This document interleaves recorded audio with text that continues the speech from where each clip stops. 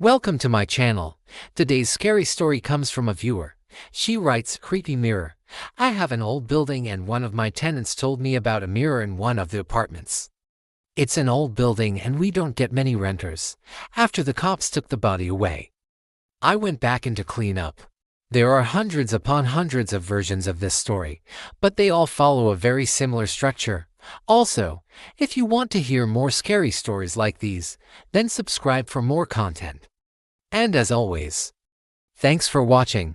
A young woman moves into a new place and finds a mysterious mirror that shows her impending doom. And instead of learning her lesson and leaving it alone, she has to go and mess with it. I mean, come on, don't you know by now that messing with things that you're not supposed to is almost always a bad idea?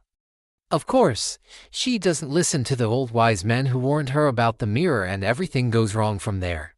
When I entered the bedroom, the mirror was covered with a blue tarp. I remember telling her not to touch it. And now it was covered. Who did it? Was it the cops? Did she cover it before she died? I shrugged it off and went to clean the rest of the apartment. We never did find out how she died.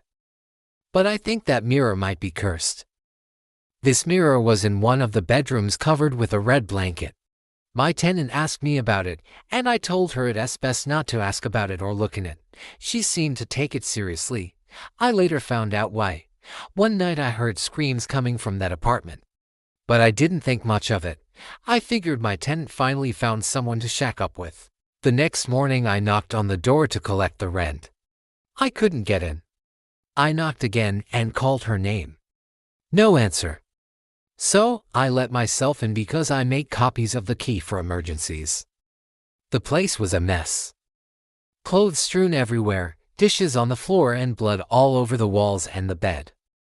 I ran out of there. I called the cops and they found the girl dead on the bathroom floor.